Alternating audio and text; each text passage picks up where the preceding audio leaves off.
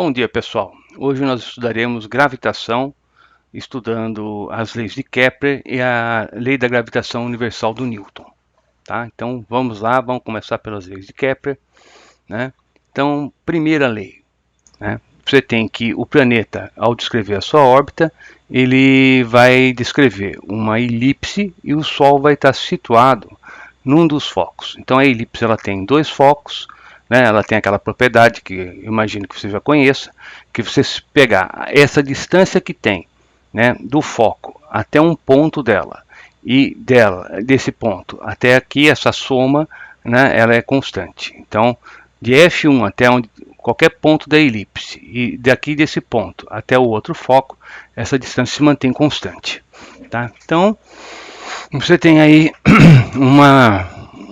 a forma com que ele está descrevendo a sua elipse. No caso do sistema solar, né, essas elipses elas não têm uma grande excentricidade, só que se aproxima muito de uma circunferência. Tá? Mas o Kepler conseguiu perceber, né, qual era o formato correto. Tá? Depois você tem a segunda lei, que vai descrever quais são as velocidades que o planeta tem, né, ao realizar esse movimento, porque a velocidade não é constante. Ela vai ser máxima mais próxima do Sol e mínima quando mais afastado. Tá? Então, por exemplo, você vai ter aqui a lei, né, que vai dizer o seguinte, que se você tem o planeta, né, e ele está andando aqui, você imagina uma linha que liga o planeta até o Sol. Essa linha, ela varre áreas iguais em tempos iguais. Então, se essa área que eu marquei aqui em verde é igual a essa outra que está aqui, também em verde, né, então as duas áreas são varridas ao mesmo tempo. Só que aí você vai ver o seguinte, que aqui ele percorreu uma distância maior e aqui ele percorreu uma distância menor. Então a velocidade vai ser maior, né, próximo ao Sol, né, perto do periélio, e vai ser mínima, né, no afélio. Tá? Então aqui você tem essa consequência. Máxima no periélio, mínima no afélio. Tá? Cometas também seguem essas leis. Então, você tem que o cometa, quando muito afastado, ele está mais lento. E aí ele realiza uma descida em direção aqui, próximo ao Sol, ele passa com velocidade máxima e depois ele vai diminuindo, né, até começar a acelerar de novo. Tá? Então, né, vale a pena também guardar o nome, né? Periélio é o ponto mais próximo, afélio é o ponto mais afastado do Sol. Finalmente, você tem a terceira e última lei de Kepler, né, que vai dar uma relação que vai ser válida para todos os objetos de um mesmo sistema. Então, você tem um corpo central, que no nosso caso é o Sol, né, e você vai ter que o período ao quadrado dividido pelo raio, né, da órbita, raio médio da órbita, porque, né, afinal de contas não é uma circunferência, o raio médio ao cubo, isso é uma constante para todos os corpos do sistema. Então, se você pegar, por exemplo, período de Mercúrio e raio médio da órbita de Mercúrio e fizer essa relação também vai valer para a Terra. Tá? Bem, também vale para o sistema, né, constituído pela Terra, em que a Terra é o corpo central, então Terra e Lua. Né? Você vai ter uma relação como essa. Um satélite artificial que venha a ser colocado também vai obedecer à mesma lei. Tá? Então você tem aí as três leis, né, e depois a gente vai acabar exemplificando isso em exercício, como é que você usa isso. Aqui é só como curiosidade, né?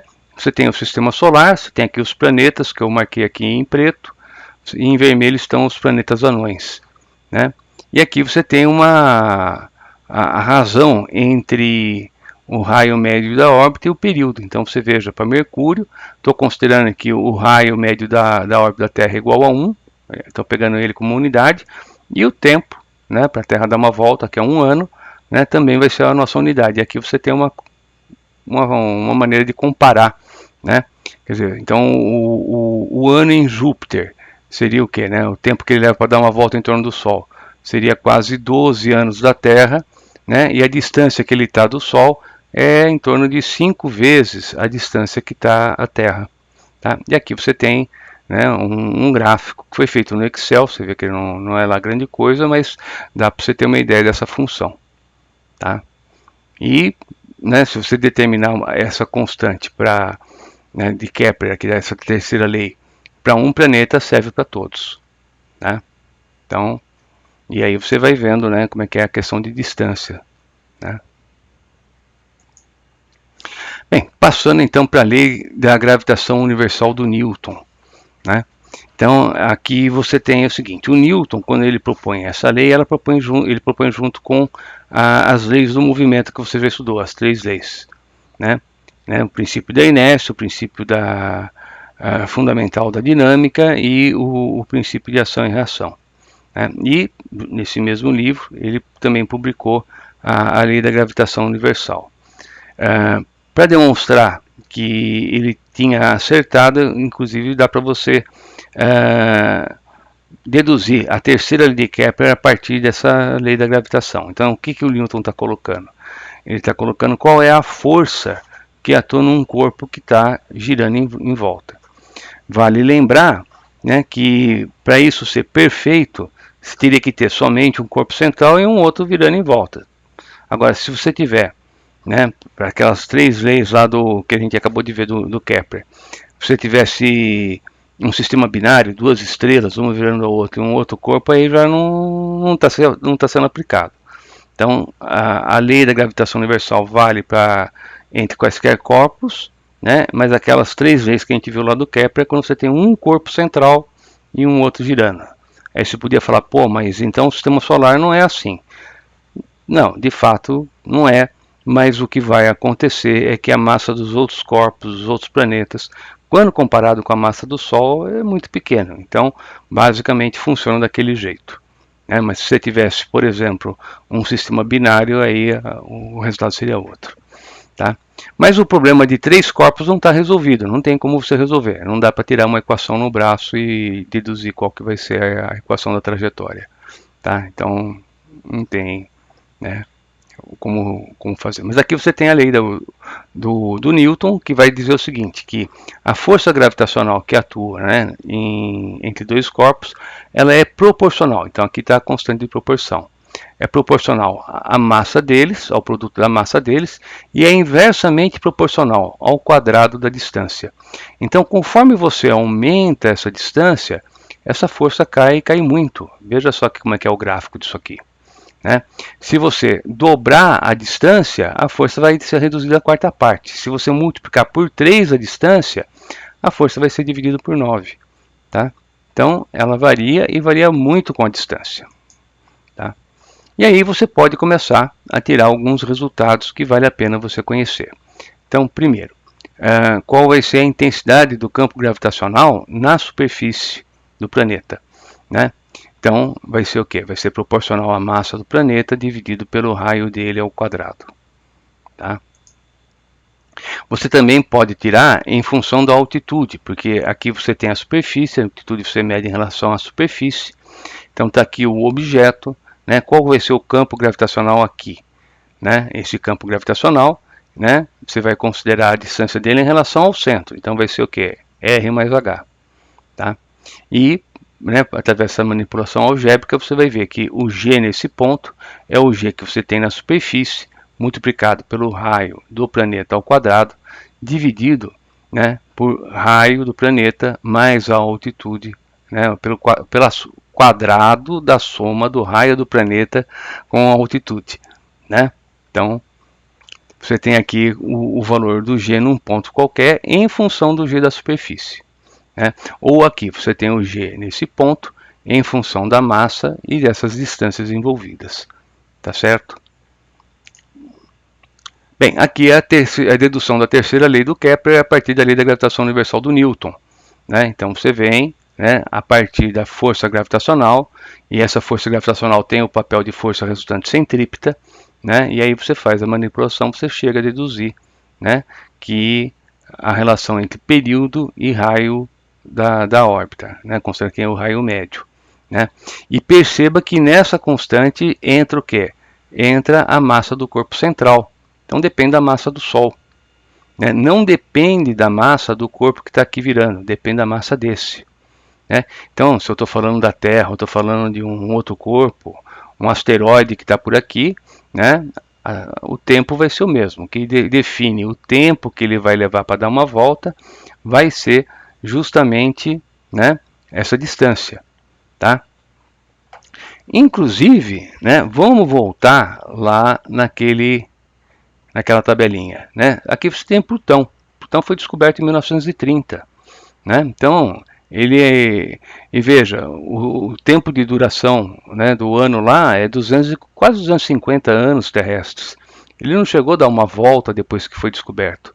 Ué, como é que você sabe todo esse tempo, né, que ele leva para dar uma volta? É através da distância. Você mede a distância, né, e sabendo a distância você vai saber qual é o tempo que ele leva para dar essa volta. Mas como é que a gente mede essa distância? Bem, aí é uma outra conversa. Você pega, né, você tem aqui a órbita da Terra, né, ela está num ponto, 6 meses depois ela está no outro ponto. Então aqui você tem, né, o diâmetro da órbita da Terra. Você olha aqui e tem um ângulo, olha aqui e tem um outro ângulo. E aí você mede, né, através de uma triangulação, qual é essa distância. Tá? É uma maneira que você tem de estar calculando. Bem, estado de imponderabilidade. Então, o estado de imponderabilidade, ele é aquele estado em que você não consegue perceber se você está num campo gravitacional nulo ou está em queda livre. Né? Então, aconteceria, por exemplo, se você está num elevador, o elevador despenca. Ou se você está em órbita. Né? Então, se você estiver em órbita, né, não é que não tem gravidade, só que você está girando, né, tudo em volta está girando com a mesma aceleração e mesma velocidade, então não há movimento relativo e não tem também, né, você não consegue perceber a aceleração. Tá? E aí, por falar em órbita, né, vamos ver aqui alguns casos. Então, primeira equaçãozinha mais simples para você deduzir qual vai ser a velocidade na órbita. Então, olha, está aqui o objeto que está em órbita, atua nele uma força gravitacional, né, exercida pela Terra, que vai exercer o papel de força resultante centrípeta. Né? Então você iguala força resultante centrípeta igual a força-peso, né? Mas considerando a gravidade no local, não na superfície. Né? E aí você deduz que a velocidade que você vai ter nesse ponto vai ser esse raio da órbita, que é o raio do planeta mais a altitude que ele está, vezes a gravidade local, que você já viu quais são as equações, né, para estar encontrando. Né? Então a equação mais simples que tem é essa. Igualar centrípeta com peso. Né? Agora, você pode precisar de uma outra equação. Então, é importante, né, que na hora que você for estudar isso, você deduza essas equações que eu estou mostrando aqui. Então, o que você faria? Você vai substituir no lugar do raio da órbita, o raio do planeta mais a altitude. E no lugar do G local, né, aquela equaçãozinha que a gente tinha visto. Né, constante gravitacional, massa da Terra e de novo, né, o raio da órbita. Tá? Substitui aqui naquela equação que a gente acabou de ver e você tira uma nova relação. Tá? Na verdade, o valor é o mesmo, a única coisa agora que está expressa em função de outras grandezas. Tá? Acho que não adianta você memorizar isso, né? Tem cara daquela equação que você vai acabar esquecendo. Então, o que você tem que fazer é saber deduzir isso a partir daqui. Então, começa lá da força resultante centrípeta e a força-peso, né? Chega na equação da velocidade e substitui naquela equação da velocidade, né, o que vem a ser o raio da órbita e o que vem a ser o G local. E aí você tira essa equação. Tá? Bem, uma outra dedução também é possível, né, a partir daquela segunda equação que nós tínhamos para o G local, considerando o G da superfície. Então você substitui e aí você chega nessa outra equação. Como vocês veem, são 3 equações para a mesma coisa. Então é importante você saber deduzir, né, isso aí, porque ninguém memoriza isso. Né? Você tem que estar sabendo como chegar nesse cálculo. Tá bom? Bem, uma questão que aparece de vez em quando em vestibular é falar que você tem uma órbita rasante. Então aí a altitude seria 0. Né? E muitas vezes se pergunta qual é o período para uma órbita rasante. Então, se não houvesse resistência do ar, né, e se fosse colocar um objeto girando aqui, né, em cima da linha do Equador, né, qual seria o período que o objeto levaria para dar uma volta em torno da Terra? né? Então aqui você começa com força resultante centrípeta igual a força-peso, de novo, né? Só que no lugar da força resultante centrípeta, ao invés de escrever mv ao quadrado sobre r, você vai colocar m ômega ao quadrado vezes r, né? Em que esse ômega é a velocidade angular, né? E aí você tira o período. Tá? Então, nesse caso da órbita rasante circular, né, você teria aqui o tempo de 84 minutos para dar uma volta. Tá? Uma outra situação que pode aparecer é o caso de órbita geoestacionária. Então, não é com qualquer distância que você consegue um satélite girando de modo síncrono com a Terra, de forma que ele fique sempre em cima do mesmo ponto da superfície da Terra, né? Na verdade, isso aí é uma distância muito grande que você tem que colocar o satélite. Inclusive, é caro para você colocar esse tipo de satélite, justamente em função dessa distância que ele vai ficar. Ele vai ficar a uma altitude, né, que é quase 6 vezes ou 5 vezes e meia o raio da Terra. Tá? Então, só para você ter uma ideia, a estação espacial que hoje nós temos em torno da Terra está a uma altitude de 300, 400 quilômetros. Né? Você veja, o satélite em órbita geoestacionária ele fica em 36 mil quilômetros de altitude. Né? Então é muito mais. Tá? E aqui está a dedução. Então, de novo, você começa com força resultante centrípeta igual a força gravitacional, e a partir daí você vai chegar aqui e deduzir qual que é a altitude. Tá? Sugiro que você pegue isso aqui e faça, porque é desse jeito que você acaba memorizando. Tá bom? Não adianta só olhar para isso. Bem, velocidade de escape. O que é isso? Velocidade de escape é você considerar qual é a velocidade com que você teria que lançar um projétil de forma que ele pudesse se afastar e ficar livre do campo gravitacional terrestre. Tá? Então aí você teria que começar por onde? Né? Então primeiro, você tem aqui a força gravitacional, né? Ela diminui com essa distância, então vai chegar, né, lá no infinito, a força gravitacional vai ser zero. Então é lá que você quer colocar o seu projeto. Então você vai disparar, não vai considerar nenhum tipo de atrito, né? E o objeto, a princípio, quando ele chegasse lá no infinito, ele não está mais preso à Terra porque não tem mais força gravitacional. E lá ele para. Né? Então veja, a gente está usando alguns conceitos que no colégio é um negócio meio complicado, né? Você está falando de que colocado lá no infinito, então isso é um limite. Essa força gravitacional, ela está variando. E aí você vai falar o quê? Você vai ter que calcular qual é esse trabalho, né? É a área embaixo de uma curva. Então você também no colégio não calcula qual que é essa área embaixo de curva. O resultado vai aparecer aqui caindo do céu, né? Mas o que você pode colocar é que pode deduzir a partir disso a equação da energia potencial gravitacional. Então deixa de ser aquele mgh que você conhece, em que o g é constante, e agora o g não é mais constante, agora ele está variando. Né? Então você vai deduzir uma equaçãozinha nova, né, para energia potencial. E para resolver aquela situação proposta, você vai imaginar que lá no infinito a energia mecânica dele é zero. Por quê? O que é energia mecânica? É energia cinética mais potencial. Potencial é zero porque ele não está preso à Terra. E cinética é zero porque está livre, ele pode estar parado lá. Bem, então esse zero se conserva. Então ele tinha zero no começo. Tá, então se ele tem zero no começo e tem velocidade, então a energia potencial é negativa. É o que eu estou colocando aqui. Ó. Energia potencial lá no começo, né, vai ser o que? Vai ser negativa. Tá? Então, na superfície é menos G, eminho, emão, sobre R. E, né, a velocidade dele que você quer calcular está aqui. Então, a soma da energia cinética mais a energia potencial é zero. E a partir daqui você tira a velocidade de escape. No caso da Terra, é em torno de 11, né, quilômetros por segundo. Né? E aí, se você estiver num planeta cujo campo gravitacional é mais intenso, vai ser mais difícil você conseguir escapar. Né? E aí surge uma primeira ideia. Né? Quer dizer, quando o pessoal vê, né, os físicos veem isso aí, né, Ele fala, pô, mas se existiria um corpo cuja velocidade de escape fosse maior que a velocidade da luz? Né? Então eles chegam a supor, né, que poderia ter uma estrela cuja massa e o campo gravitacional é tão grande que nem a luz escaparia. Então é aí que começa a surgir a primeira ideia de buraco negro, né, olhando para esse tipo de equação. Tá?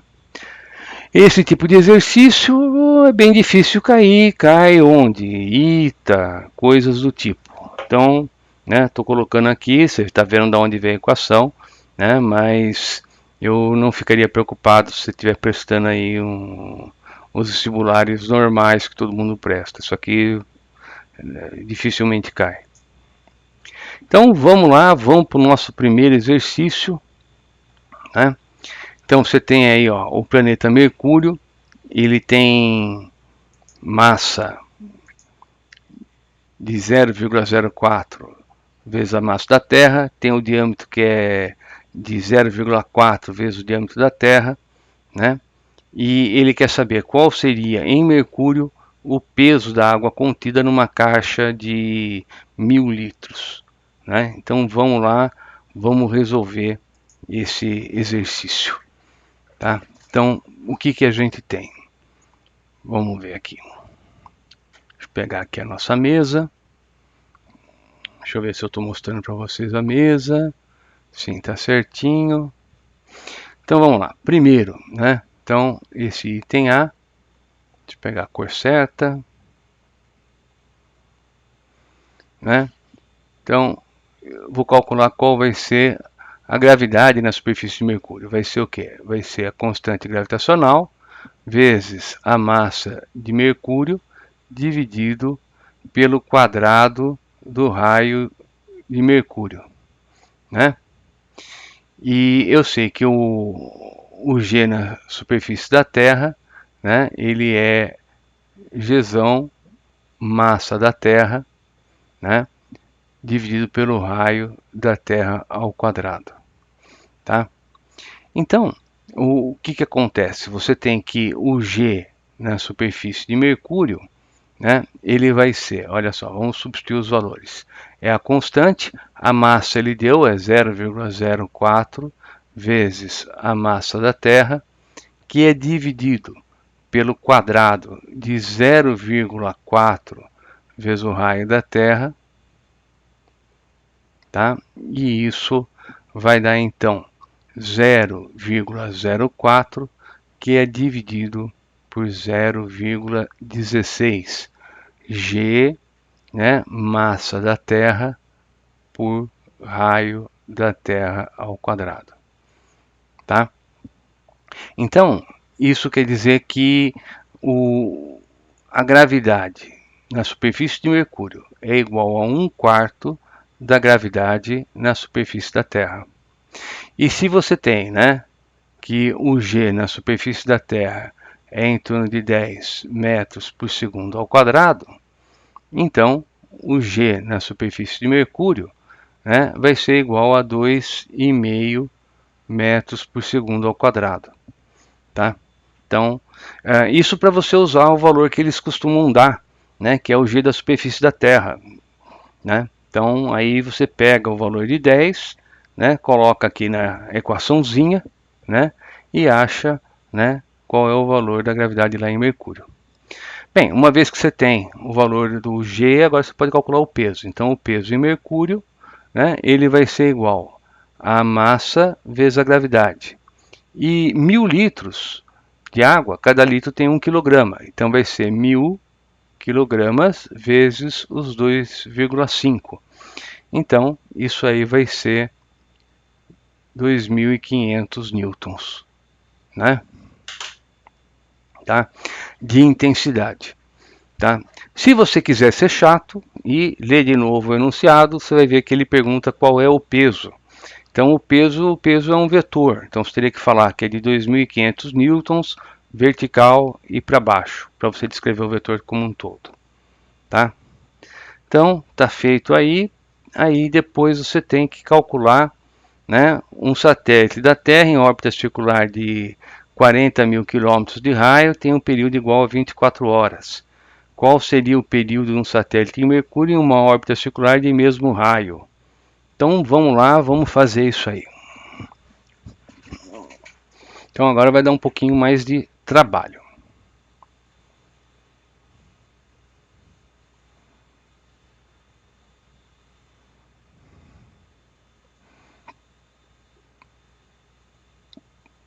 Vou pegar uma ponta mais fina porque eu vou precisar de espaço aqui. Então, primeiro, você tem que a força resultante centrípeta é o que? É a força peso, né? Força centrípeta é igual a m ômega ao quadrado vezes r mais h, tá? Isso vai ser igual a gzão massa, né? Vezes massa dividido por r mais h elevado ao quadrado. Né? Então, estou colocando, né, que a força gravitacional ela é a força resultante centrípeta. E no lugar, né, do raio, né, da órbita, eu estou colocando o raio do corpo, né, Mercúrio vezes a altitude. Tá? Então, perceba o seguinte, não importa qual é a massa do satélite. Tá? Isso aí vai sair. E eu sei que ele colocou lá em Mercúrio na mesma altitude, então quer dizer que você já ajustou raio mais altitude para dar os 40 mil quilômetros. Então você vai ter que ômega ao quadrado, né, é igual a g massa, né, dividido pelo cubo da soma do raio do planeta vezes a altitude, tá? Só que o ômega ele é igual a 2π sobre t, em que t é o período, elevado ao quadrado. E isso é igual à expressão que a gente acabou de escrever ali.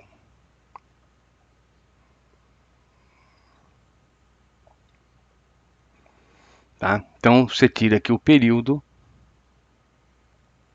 né? Ele vai ser igual a 2π, que multiplica a raiz quadrada de r mais h, que é elevado ao cubo, dividido por g vezes a massa do corpo central. Tá? Então, se é essa relação do período, então agora eu vou usar essa relação para a Terra e para Mercúrio. Né? Na verdade, para o satélite que está girando em torno da Terra e para o satélite que está girando em torno de Mercúrio.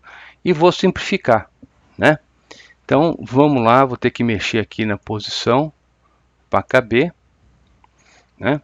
Deixa eu mudar a ponta aqui que não ficou uma maravilha. Né? E vamos lá. Então, eu tenho que esse período do satélite, né, em torno de Mercúrio sobre o período do satélite em torno da Terra vai ser igual, né, vamos lá, a 2π vezes a raiz quadrada, né, do raio mais a altitude elevado ao cubo, dividido, né, por g vezes a massa de Mercúrio, tá? Isso agora pegando aqui o período do mesmo satélite em torno da Terra. Então aqui vai ficar R mais H, que é o mesmo valor, os 40 mil, dividido agora, elevado ao cubo, vezes a constante gravitacional, agora vezes a massa da Terra. E aí você tem que simplificar isso aí, né? E na hora que você simplifica, né, então já dá para perceber que vai dar para sumir com um monte de coisinha daí, né? Então vamos lá, ó. O 2π já simplificou.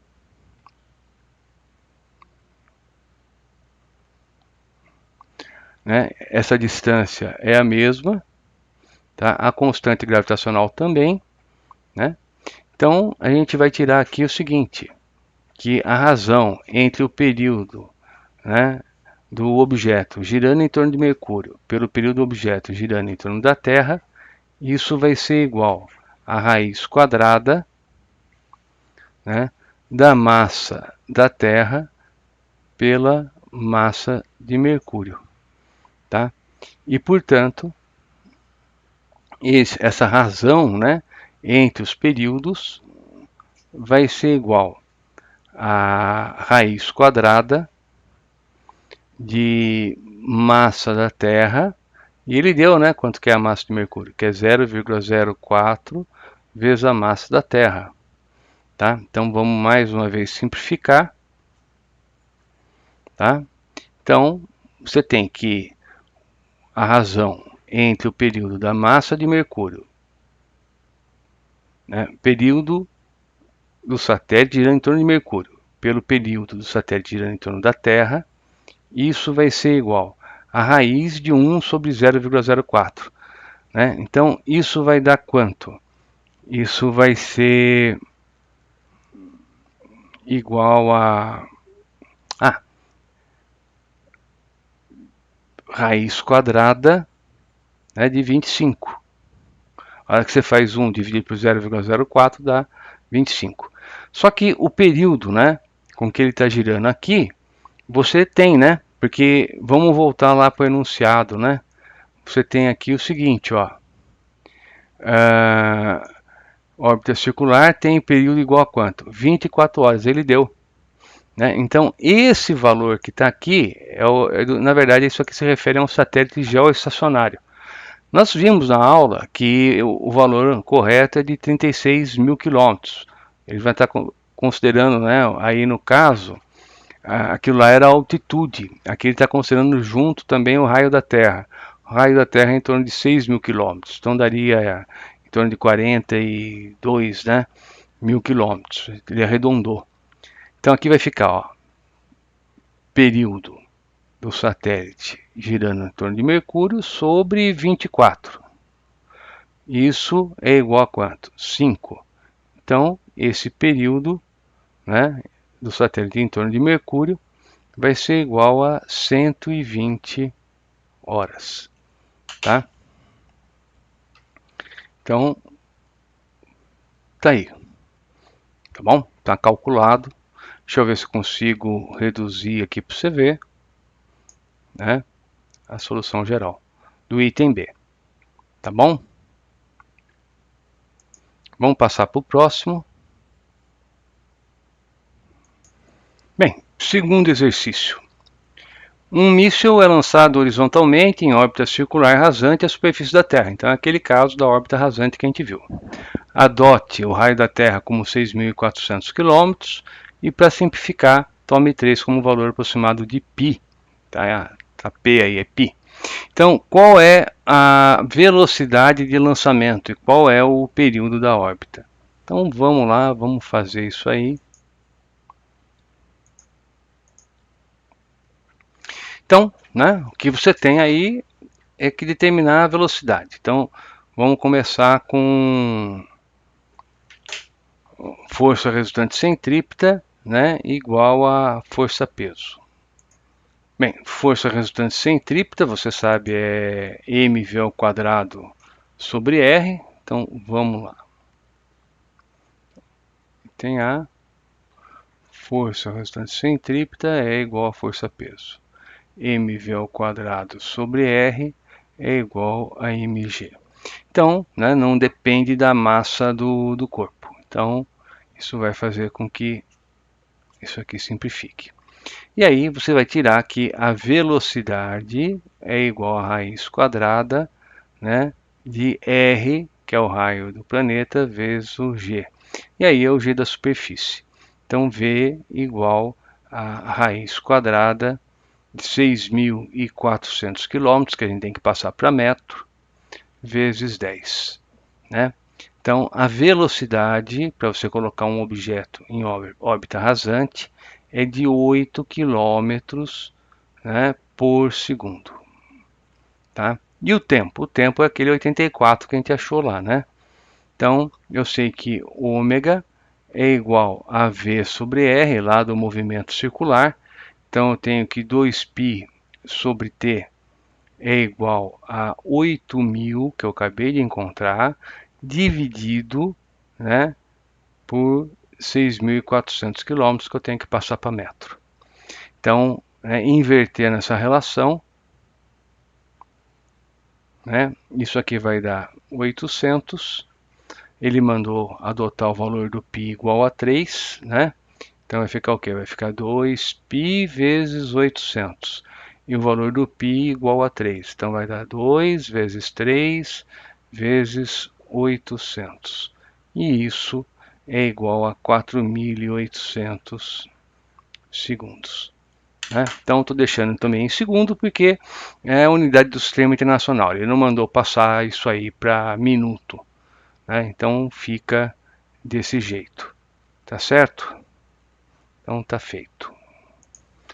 Terceiro exercício, a aceleração da gravidade na superfície da Lua é de 2 metros por segundo ao quadrado. Então, item A. Na Lua, de que altura uma pessoa deve cair para atingir o solo com a mesma velocidade com que ela chegaria ao chão na Terra se caísse de 1 metro de altura? E depois, no item B, a razão entre os raios da Lua e o raio da Terra é de 1/4. Calcule a razão entre as massas. Tá bom? Então vamos lá, vamos fazer esse exercício.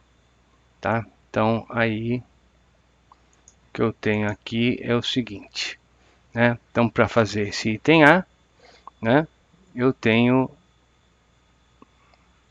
que aqui é a altura h, o objeto começa aqui com velocidade inicial 0, né? E ele chega aqui com uma velocidade final v. Então, se você pegar a equação de Torricelli, v ao quadrado é igual a v0 ao quadrado mais 2g, né, h. Tá? Então, a velocidade final é a raiz quadrada de 2gh. Só que a velocidade com que ele chega na Terra, né, é igual à velocidade com que ele vai chegar na Lua. A diferença vai ser as altitudes.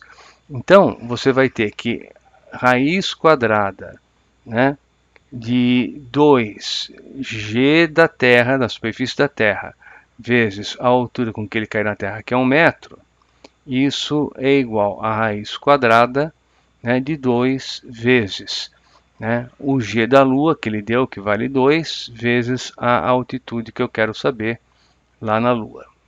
Né? Então dá para você substituir os valores, né, e aí você vai ter aqui o seguinte, né, 2 vezes 10 vezes 1. Né? Então isso aqui vai ser raiz quadrada, né, de 2 vezes 10 vezes 1, tá? E isso é igual a raiz quadrada, né, de 2 vezes 2 vezes, né, a altura com que ele cai da Lua. Tá? Então você vai ter aqui o seguinte, né? Isso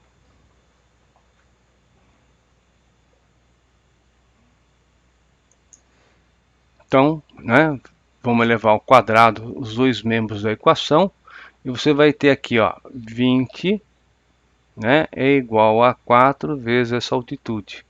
Então, essa altitude na Lua é igual a 5 metros. Então, se você soltar um objeto na Lua de uma altura de 5 metros, é a mesma velocidade com que ele vai chegar aqui na Terra, caindo a partir de 1 metro. Tá?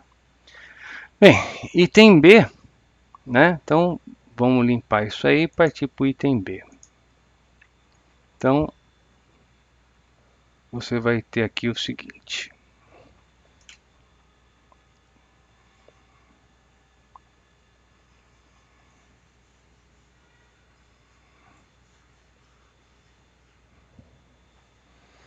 Então, item B, a razão entre os raios da Lua e da Terra, né? Falou que é 1/4, então, e com o valor do G que ele deu na Lua, que é de 2, então vamos ver aqui o seguinte, ó, item B.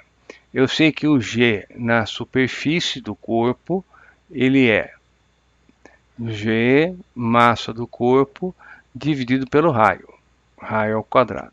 Então, isso vai me dar, né, primeiro, né, que o G na superfície, tá, da Terra, né, isso é dado por constante gravitacional, né,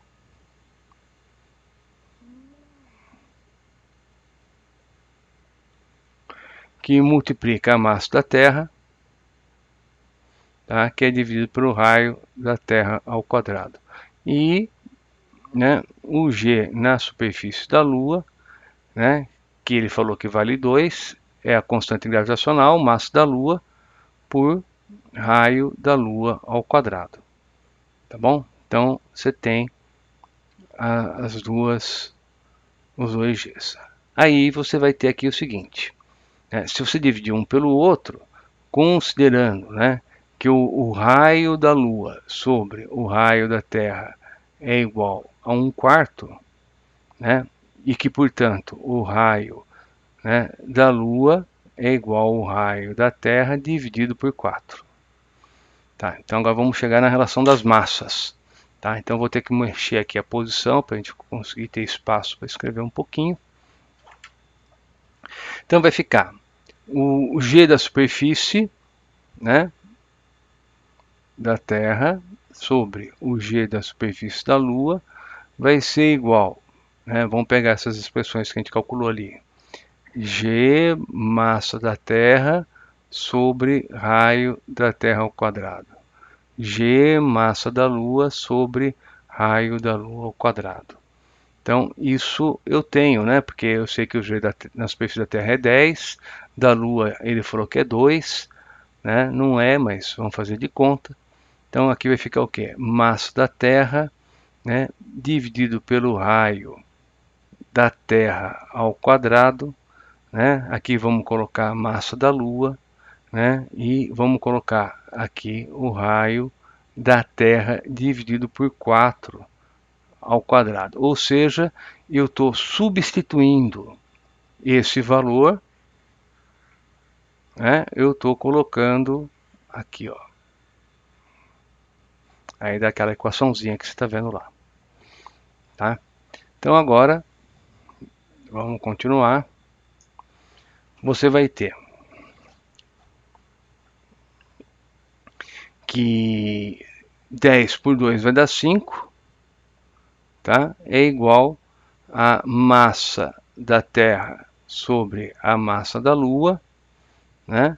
Que multiplica, tá, o raio da Terra ao quadrado sobre 16 vezes 1 sobre o raio da Terra ao quadrado. Então agora você consegue simplificar isso aqui, né, e tirar a relação. Basta você passar esse 16 aqui. Então você vai ter que massa da Terra sobre massa da Lua é igual a 5 vezes 16, que vai dar, né, 80.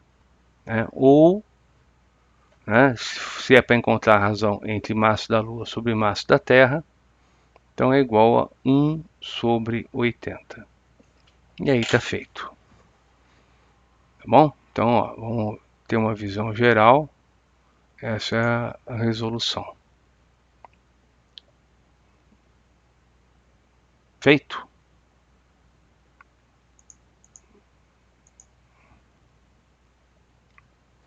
Bem, quarto exercício.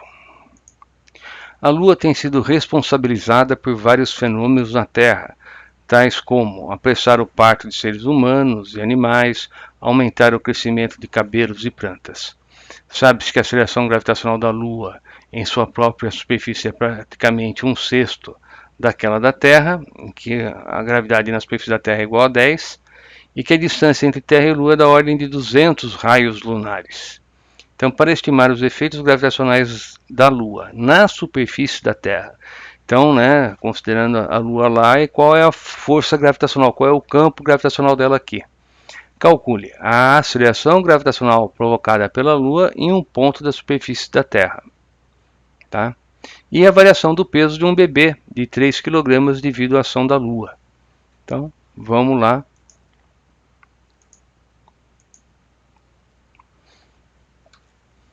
Existe uma influência, né, que é confirmada, que é a questão de maré. Aí depende mesmo, né? Mas aqui eu acho que ele está querendo desacreditar algumas superstições que existem, né? Mas no caso de maré é devido à ação gravitacional da Lua, sim, e ao movimento como um todo, né? Então tá aí, vamos passar para o exercício. Então primeiro, né, fazendo o item A, né, qual que é a ação gravitacional da Lua, né, sobre um ponto aqui na superfície da Terra. Então aí o que eu vou fazer é buscar aquela equaçãozinha que a gente tinha, né, do G em função da altitude, então da altitude H. Então isso aí o que que é? É o G que você tem na superfície vezes o raio do corpo ao quadrado, que é dividido, né, por R mais H, né, elevado ao quadrado, tá bom? Então, se você considerar isso, você vai ter que o G da Lua, né, na Terra,